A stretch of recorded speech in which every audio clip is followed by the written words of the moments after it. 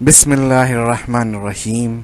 Dear student, Pakistan studies class 9 کے پہلے ہفتے کے دوسرے لیکچر میں آپ کو خوش آمدید کہتا ہوں. The topic of our second lecture is signification of ideology. We already discussed in the previous lecture the definition of ideology and sources of ideology. So today we discuss its signification, why ideology is necessary, what is the impact of ideology. The existence of nation is reflected through their ideas. کوئی بھی قوم ہے وہ اپنی بقا کے لیے کچھ نہ کچھ آئیڈیاز جنریٹ کرتی رہتی ہے، آئیڈیاز پیش کرتی رہتی ہے. کوئی بھی زندہ قوم ہے اس میں آئیڈیاز چلتے رہتے ہیں، وہ آئیڈیاز پیش کرتے رہتے ہیں، اور اس قوم کی بقا جو ہے اس میں اس کی آئیڈیاز کی ریفلیکشن نظر آ رہی ہوتی ہے. کیونکہ یہ دنیا ایک جنگل کی طرح ہے جس میں ہم دیکھتے ہیں کہ جس طرح جنگل میں طاقتور جانور کمزوروں کو کھا جاتے ہیں، اسی طرح اس دنیا کے اندر بھی طاقتور قومیں کمزور قوموں کو کھا جایا کرتی ہیں. تو قوم ایک شخص کا نام نہیں ہوتا، قوم افراد کا مجموعہ ہوتا ہے، اور افراد کو کسی نظریے کی بنیاد پہ ہی متحد کیا جا سکتا ہے، اکٹھا کیا جا سکتا ہے. پھر جب نظریے کی بنیاد پر قوم اکٹھی ہو جاتی ہے تو ایک طاقت بن جاتی ہے. پھر ہم دیکھتے ہیں کہ اسی طاقت کو لے کر مختلف قومیں اٹھتی ہیں اور دوسری قوموں پر چھا جاتی ہیں، دنیا کے وسائل پر چھا جاتی ہیں. Ideas creates consciousness of purpose Umang nation.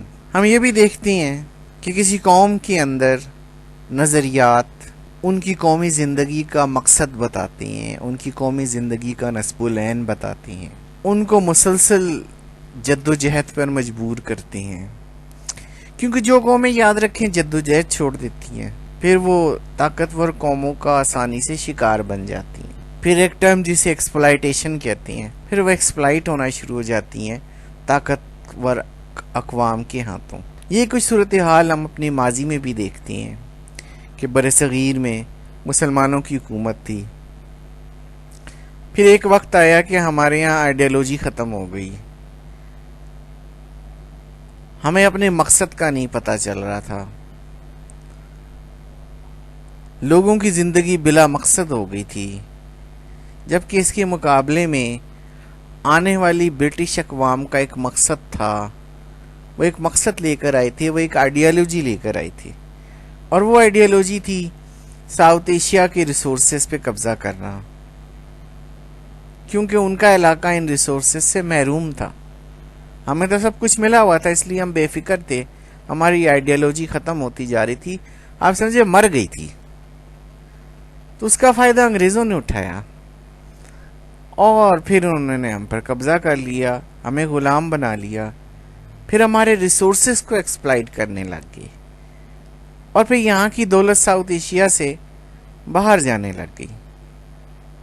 تو ساؤتھ ایشیا جو دنیا کے امیر ترین ملکوں میں شمار ہوتا تھا، برٹش دور میں یہ دنیا کے غریب ترین ملکوں میں شمار ہونا شروع ہو گیا، اور آج تک اس کی غربت نہیں گئی. کیونکہ یہاں کے سارے ریسورسز، سارا ویلتھ ڈرین آؤٹ کر کے وہ اپنے علاقوں میں لے گئے. اور آج چھوٹا سا لندن ہے لیکن اس کی کرنسی بہت ہارڈ ہے، کیونکہ یہاں کی ساری لوٹ مار کی دولت ان کے پاس ہے، جس کی وجہ سے آج ان کی کرنسی بہت مضبوط ہے. تو یہ سب کچھ ایک آئیڈیا کے ذریعے ہوا، ایک نظریے کے ذریعے ہوا کہ ایک قوم میں نظریہ زندہ تھا اور ایک قوم میں نظریہ مر گیا تھا. تو اس کا نتیجہ ہم سب کے سامنے نکلا. پھر جن کے نظریات مر گئے تھے ان کے ساتھ مردوں سے بدتر سلوک ہونے لگ گیا. جب انگریز یہاں کے ریسورسز کو لوٹ رہے تھے تو بڑی تعداد میں لوگ قحط سے مرنا شروع ہو گئے. 2-3 کروڑوں کی تعداد میں لوگ ہلاک ہوتے تھے. کیونکہ انگریز یہاں کے سارا اناج اور غلہ بھی اٹھا کے لے جاتے تھے. غربت عام ہو گئی تھی، تو یہاں کے لوگوں کا معیار زندگی بالکل ختم ہو چکا تھا. تو ان حالات میں پھر دوبارہ نظریہ زندہ ہوا. لوگوں نے زندگی کا مقصد دوبارہ حاصل کر لیا. پھر اس مقصد کے لیے لوگ جینے لگ گئے، اور اس مقصد کو حاصل کرنے کے لیے جد و جہد کرنے لگ گئے. پھر ہم دیکھتے ہیں کہ پاکستان کی شکل میں ہمیں کامیابی ملتی ہے. اور اب موجودہ حالات میں اگر دوبارہ خدا نخواستہ ہمارے ملک میں بھی اسی طرح ماضی کی طرح نظریہ ختم ہو جاتا ہے، پرپز آف لائف ختم ہو جاتا ہے، تو ہم بھی پھر کسی دوسری طاقتور قوم کا ایک آسان شکار بن جائیں گے. اور ہم بحیثیت قوم اس وقت تک زندہ رہیں گے جب تک ہمارے درمیان نظریات زندہ ہیں. Ideas provide the foundation of any political, economic, social اور کلچرل موومنٹ. تو ہم یہ دیکھتے ہیں کہ دنیا کے اندر جو بھی پولیٹیکل موومنٹ چلتی ہیں، اکنامک موومنٹ چلتی ہیں، سوشل ریفارم کی موومنٹ چلتی ہیں، کلچرل ریفارم کی موومنٹ چلتی ہیں، تو ان کے پیچھے کچھ آئیڈیالوجی ہوتی، کچھ فلسفی ہوتی ہے. میں دنیا کی کچھ مثالوں میں جانا چاہوں گا کہ ہم دنیا میں دیکھتے ہیں کہ ایک کیپٹلسٹ سسٹم ہے. ہم سنتے ہیں کوئی کمیونسٹ سسٹم ہے، کوئی سوشلسٹ سسٹم ہے.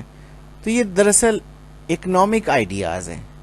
یہ آئیڈیاز اکانومی پہ ڈیپینڈ کرتی ہیں کہ اکانومی کیسی ہونی چاہیے. کچھ کہتے ہیں کیپٹلسٹ اکانومی ہونی چاہیے کہ بھئی جس کے پاس پیسہ ہے وہ اور پیسہ کھینچتا رہے.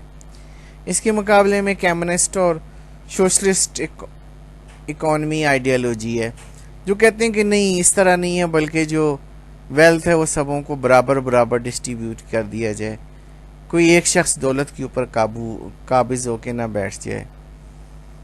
اس کے مقابلے میں ہم دیکھتے ہیں کہ اسلامک آئیڈیالوجی بھی ہے اکانومی سے متعلق. اسلام کبھی نہیں کہتا کہ آپ کسی دوسرے کی محنت کی کمائی پہ زبردستی قبضہ کر لو، اور نہ یہ کہتا ہے کہ کوئی شخص دولت کے اوپر سانپ بن کے بیٹھ جائے، بلکہ اسلام ایک درمیانہ راستہ اختیار کرنے کو کہتا ہے. اگر ہم کیپٹلسٹ اور سوشلسٹ اکنامک آئیڈیاز کو دیکھیں گے تو ہمیں پتہ چلتا ہے کہ کیپٹلسٹ یہ ہے کہ ساری دولت بس اکٹھا کیے جاؤ، کھائے جاؤ، اکٹھا کیے جاؤ، لوٹے جاؤ، لوگوں کو لوٹ کے لوٹے جاؤ. ایک ہی شخص لوٹ رہا ہوتا ہے بیٹھ کے، جتنا لوٹ سکتا ہے اس کا آئیڈیا ہوتا ہے اتنا لوٹ لو. جتنی دولت جمع کر سکتے ہو دولت جمع کر لو، جتنے امیر ہو سکتے ہو امیر ہو جاؤ.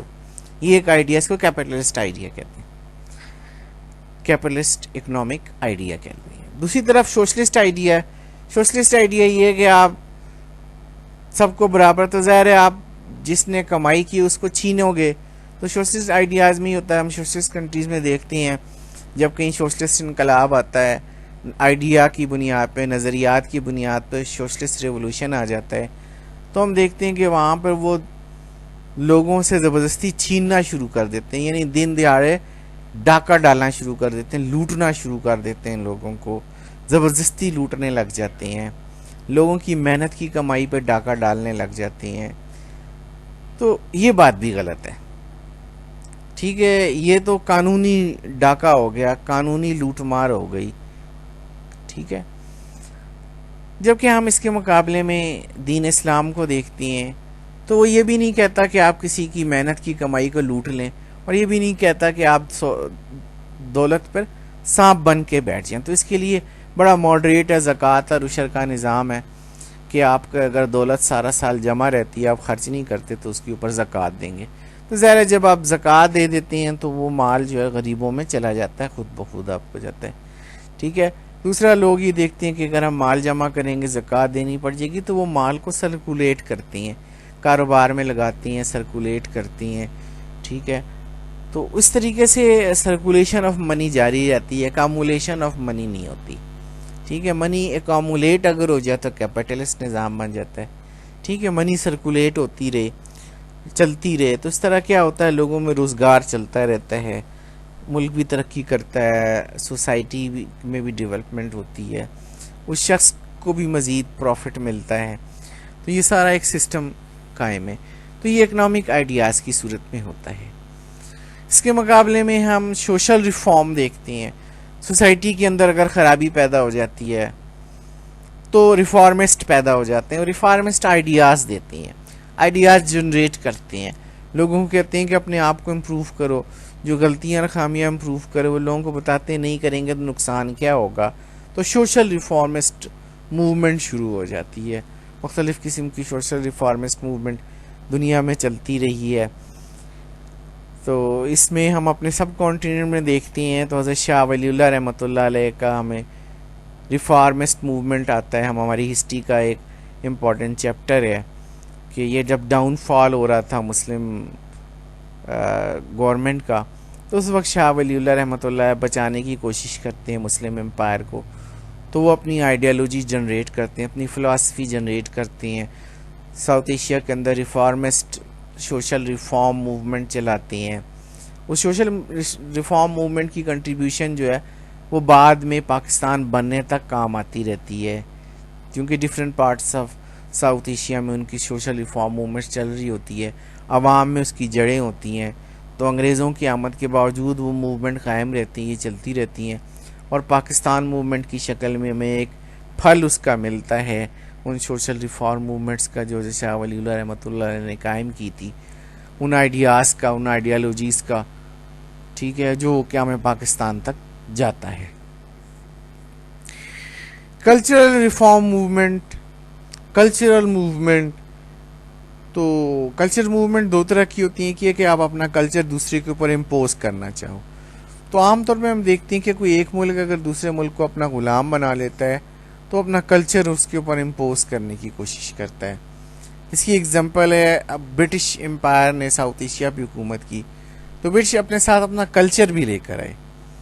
تو یہاں پہ لوگوں کی ایک تعداد جو ہے وہ ان کے کلچر سے متاثر ہوئی، انہوں نے اپنے آپ کو برٹشز کے کلچر میں کی طرح ڈھال لیا، کنورٹ کر لیا. تو ہمارے ملک کے اندر بھی ہمارا ایسٹرن کلچر ہے، لوکل کلچر بھی ہے، ساتھ ویسٹرن کلچر بھی ہے. ویسٹ کے کلچر کو دیکھ کے ہم متاثر ہوتے ہیں تو ہم اپنے آپ کو ویسٹ جیسا بنانے کی کوشش کرتے ہیں. تو یہ کلچرل آئیڈیا ہوتا ہے، کلچر امپیکٹ ہوتا ہے سوسائٹی کے اندر. ٹھیک ہے، کلچر ریفارم موومنٹس بھی ہوتی ہیں کہ اگر سوسائٹی کے اندر کوئی کلچر، کوئی پرابلم آ گیا ہے، کوئی خرابی پیدا ہو گئی ہے، لوگوں نے کوئی ایسا کلچر اڈاپٹ کر لیا ہے جو اگینسٹ دا ہیومینٹی ہے، تو ظاہر ہے لوگ اکٹھے ہوتے ہیں، وہ کلچر ریفارم آئیڈیالوجی پیش کرتے ہیں. ایسی آئیڈیالوجی سے کلچر کے اندر ایک ریفارمسٹ موومنٹ آ جاتی ہے اس پرابلم کو دور کرنے کے لیے، اس خرابی کو دور کرنے کے لیے. پولیٹیکل موومنٹ، پولیٹیکل موومنٹس تو بہت زیادہ ہیں، دنیا میں ہر وقت چلتی رہتی ہیں. ٹھیک ہے، اور ماضی میں بھی بے شمار موومنٹس پولیٹیکل چلی ہیں. پاکستان موومنٹ بھی ایک پولیٹیکل موومنٹ تھی، یہ بھی ایک آئیڈیالوجی پر بیس کر رہی تھی. ٹھیک ہے، اس کے تحت ہم نے پاکستان حاصل کیا. تو ہم ایگزامپل کے طور پہ پولیٹیکل آئیڈیا یا پولیٹیکل موومنٹ میں ہم پاکستان ایز اے ایگزامپل کوٹ کر سکتے ہیں کہ یہ ایک سٹرگل تھی ساؤتھ ایشیا کے غلام مسلمانوں کی، کہ انہوں نے اپنی آزادی کے لیے ایک جد و جہد کی، ایک آئیڈیا کو اپنایا، اور اس آئیڈیا کو ساتھ لے کر پھر وہ آخر کار اپنے لیے ایک الگ وطن حاصل کرنے میں کامیاب ہو گئے. Ideas are the axis around which life revolves, یعنی یہ نظریات ہیں جن کے گرد زندگی پوری گھومتی ہے. انسان کی زندگی اس کی نظریات کے گرد گھوم رہی ہوتی ہے. انسان جس ماحول میں رہتا ہے، اس کی جو سائیکی ہوتی ہے، جو اس قوم کی ہسٹری ہوتی ہے، جو اس کا ریلیجن ہوتا ہے، تو یہ اس کے ساری عمر اس کے گرد یہ آئیڈیاز گھومتے رہتی ہیں. اگزامپل کے طور پہ جب ہم جائیں گے کہ اگر انسان امیر ہے تو ظاہر اس کے خیالات امیرانہ ہوں گے، انسان غریب ہے تو اس کی آئیڈیالوجی، اس کے خیالات بھی غریبانہ ہوں گے. تو یہ فرق ہے، ڈفرینس ہے کہ انسان کے نظریات جو ہے نا وہ ساری عمر اس کا پیچھا نہیں چھوڑتے، وہ اسی طرح چلتے رہتے ہیں.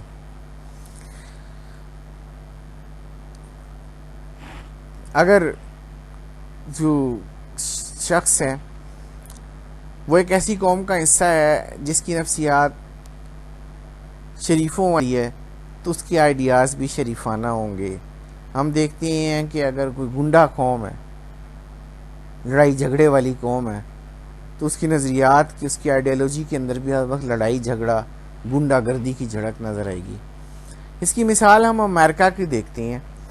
تو یورپ کے جب امریکہ دریافت ہوا تو ہسٹورین کہتے ہیں کہ یورپ کے اندر جتنے بھی چور، ڈاکو، قاتل، مجرم تھے، جیلوں میں بند تھے، انہوں نے کہا کہ ان کے اوپر ہم پیسہ خرچ کرتے ہیں، ان کو کھانا دینا پڑتا ہے، جیلیں بنائی ہوئی ہیں، تو انہوں نے کہا کہ ان ساروں کو امریکہ بھیج دو، جان بھی چھوٹ جائے گی، امریکہ بھی آباد ہو جائے گا.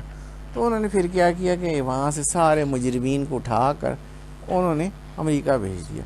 تو ایکچوئل امریکنز جو ہے نا یہ چوروں، ڈاکوؤں کو اور جرائم پیشہ لوگوں کی ہم کہہ سکتے ہیں اولادیں ہیں. تو ان کی جو سائیکی ہے اس نیشن کی، اس میں گنڈا گردی جھلک. ہم دیکھتے ہیں آج بھی ساری دنیا کے اندر امریکہ کا رول ایک انٹرنیشنل گنڈے کا ہے، جہاں ہر جگہ وہ گنڈا گردی کرتا نظر آتا ہے، جس ملک کو چاہتا ہے دھمکاتا ہے، ٹھیک ہے، اور کوئی ملک اس کے خلاف جاتا ہے تو وہ پہنچ جاتا ہے اپنا سارا لاؤ لشکر لے کے، دھمکیاں دیتا ہے کہ ہم پتھروں کے زمانے میں پہنچا دیں گے، ہم تمہیں برباد کر دیں گے. ٹھیک ہے، یہ ایک فلسفی اور آئیڈیالوجی جو سائیکی کی گرد گھومتی ہے اس قوم کی. ہسٹری میں ہم دیکھتے ہیں کہ اگر ہسٹوریکل وہ قوم غلام ہے تو خیالات بھی اس کی غلامانہ ہوں گے، اور اگر قوم جو ہے نا آزاد ہے تو اس کے خیالات بھی ڈفرینٹ ہوں گے. تو ہم یہ کہہ سکتے ہیں کہ انسان کی جو زندگی ہے اس کے خیالات کے گرد گھومتی ہے، اس کی آئیڈیاز کے گرد گھومتی ہے. کوئی نہ کوئی اس کا آئیڈیل ہوتا ہے، یا ہسٹری کے اندر کوئی اس کا آئیڈیل ہوتا ہے، ریلیجن کے اندر اس کا آئیڈیل ہوتا ہے، اور اس کی اپنی جو قوم کی نفسیات ہے، اس کی ذاتی نفسیات ہے، اس کی اپنی جو پرسنالٹی ہے، اس کا امپیکٹ بھی اس کی آئیڈیالوجی پر آ رہا ہوتا ہے، ریفلیکٹ ہو رہا ہوتا ہے. Ideas provide discipline to various aspect of human life. زندگی کے مختلف شعبے ہیں ہماری سوسائٹی میں، ہمارے بھی مختلف حصے ہیں، کام تقسیم ہے. تو آئیڈیاز جو ہمیں سوسائٹی کے اندر ایک نظم و ضبط قائم کرتا ہے، ہمارے کام میں نظم و ضبط قائم کرتا ہے، ہمارے سوسائٹی کو باہم جوڑتا ہے، مربوط کرتا ہے. جو مختلف کلاس ہے، مختلف طبقات ہیں، ان لوگوں کو آپس میں ایک ڈسپلن کے تحت جوڑتا ہے. ہماری زندگی کے مختلف پہلو ہوتے ہیں، ان پہلوؤں پر بھی آئیڈیاز اثر انداز ہوتے ہیں اور ایک ڈسپلن قائم کرتے ہیں. اگر آئیڈیاز نہ ہوں تو ہماری ڈسپلن ختم ہو جائے. تو میں بار بار یہ کہتا ہوں کہ ہمارے اوپر آئیڈیالوجی کا ایک امپرنٹ ہوتا ہے. مختلف آئیڈیالوجیز ہوتی ہیں، ریلیجس آئیڈیالوجیز ہوتی ہیں، اس کے اوپر ہمارے پاس امپرنٹ ہوتا ہے. تو ہم دیکھتے ہیں کہ کچھ لوگ جو ہے نا وہ اگر ان کے اوپر ریلیجن کا زیادہ امپرنٹ آ جائے تو وہ رب کائنات سے ڈرنا شروع ہو جاتی ہیں، اور پھر کوئی برے کام چھوڑ دیتی ہیں، لوگوں سے اچھا سلوک کرتی ہیں. ان میں ہم دیکھتے ہیں کہ انسانیت بھی پائی جاتی ہے. ٹھیک ہے، پھر ہم ایسے لوگ دیکھتے ہیں کہ جو رب سے دور ہوتے ہیں، دولت ان کا ایمان ہوتا ہے، تو وہ ہر طریقے سے جائز ناجائز ٹھگی، فراڈ، لوگوں پہ ظلم کر کے، لوگوں کو تنگ کر کے، تو وہ اپنے مقاصد کو حاصل کر لیتے ہیں. تو اس طرح ان کی جو زندگی اس کے اندر ڈسپلن نہیں ہوتا کہ ان کا آئیڈیا ڈیفرنٹ ہوتا ہے. ان کے آئیڈیاز پہ جو چھاپ ہوتی ہے وہ شیطان کی چھاپ ہوتی ہے, شیطانی نظریات کی چھاپ ہوتی ہے. تو اگر انسان جو ہے اس کے اوپر انسانی نظریات کی چھاپ ہوگی تو اس میں انسانیت نظر آئے گی, ڈسپلن نظر آئے گا. اور اگر شیطانی نظریات کی چھاپ ہوگی تو اس کی زندگی میں نظم و ضبط نہیں دیکھیں گے, ڈسپلن نہیں دیکھیں گے, بلکہ اس کی زندگی لوٹ مار, ٹھگی فراڈ پر مبنی ہوگی. Ideas determine the national duties and rights. میں نے آپ کو پہلے بھی بتایا کہ اگر قوم بنتی ہے تو افراد اگر کسی آئیڈیالوجی پر اکٹھے ہوتے ہیں تو آپ کی قوم بنتی ہے. اگر آئیڈیالوجی زندہ ہے تو آپ کی قوم متحد ہے. آئیڈیالوجی مر گئی ہے تو قوم بکھر جاتی ہے. بکھری ہوئی قوم کا حال ہوتا ہے کہ کوئی بھی اس کو غلام بنا لیتا ہے, اور جو متحد قوم ہوتی ہے وہ دوسروں کو اپنا غلام بنا لیتی, طاقتور ہو جاتی. تو ہم یہ کہہ سکتے ہیں کہ جو آئیڈیالوجی ہے وہ ہمیں مجبور کرتی ہے کہ جو قومی ذمہ داریاں ہیں وہ ہم پورا کریں, کیونکہ ہمیں پتہ ہوتا ہے کہ اگر قومی ذمہ داریوں کو ہم پورا نہیں کریں گے تو اس کا نقصان ذاتی طور پہ ہمیں بھی ہوگا. قومی نقصان ہوگا اور قومی نقصان ذاتی طور پہ ہمارے اوپر آئے گا, سب پہ تقسیم ہوگا. اس کی مثال ہم دیکھ چکے ہیں کہ ساؤتھ ایشیا کے لوگوں نے اپنے ذاتی نقصان پر قومی نقصان کو فوقیت دی. نتیجہ یہ ہوا کہ ایک باہر سے آنے والی قوم ان پہ قابض ہوگی, بعد میں سب ایکسپلائٹ ہوئے, سب کا برا حال ہوا, کوئی نہیں بچا. تو یہ سب کچھ ہوتا ہے. تو آئیڈیالوجی میں بتاتی ہے کہ ہم اپنے قوم کی اہمیت کی جو ذمہ داریاں ہیں ان کو ہم پوری دیانتداری سے پورا کریں جو ہم پر عائد ہوتی ہیں, کیونکہ ہم یہ سمجھتے ہیں کہ جو قوم کی بقا ہے وہ ہماری بقا میں. اگر قوم باقی ہے تو ہم بھی باقی ہیں, ملک باقی ہے تو ہم بھی باقی ہیں. تو ملک کی بقا کے لیے کیا ہے کہ آپ کی جو ڈیوٹیز ہیں, جو رسپانسبلٹیز ہیں, ان کو پورا کریں. Ideas support the nations look live and dynamic. Ideas جو ہے نا قوم کو متحرک رکھتی ہے, زندہ رکھتی ہے. اگر آئیڈیاز ختم ہو جائیں تو کیا ہو, قوم مردہ ہو جاتی ہے. تو آئیڈیاز ہمیں خوب سے خوب تر, بہتر سے بہتر کی طرف لے کر جاتے ہیں. Ideas if ignores then existence of nation is in danger and could change its identity. تو اگر ہم اپنے آئیڈیاز کو اوور لک کرنا شروع کر دیتے ہیں تو پھر کیا ہوتا ہے, جو قوم کی بقا ہے وہ خطرے میں پڑ جاتی ہے.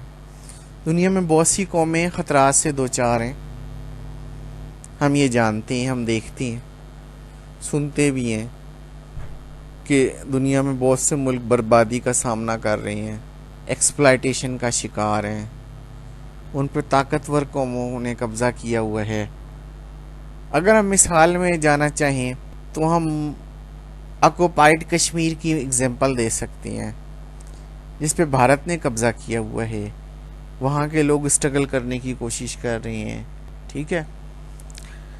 تو یہی ہوتا ہے دنیا کے اندر کہ اگر آپ وقت پہ فیصلہ نہیں کر پاتے, آپ کے اندر, آپ کی قوم کے اندر ایک آئیڈیالوجی جنریٹ نہیں ہوتی, آپ اپنی آئیڈیالوجیز کو اگنور کرتے ہیں, تو بہت جلدی دوسروں کا شکار ہو جاتے ہیں, ان کے ہتھ کنڈوں کا شکار ہو جاتے ہیں.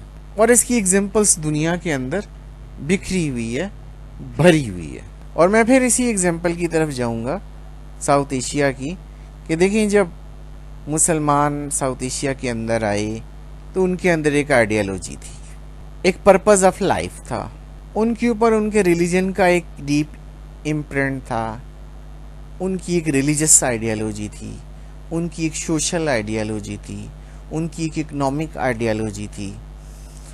تو ان سارے آئیڈیالوجیز نے ان کو ایک فاتح قوم بنا لیا.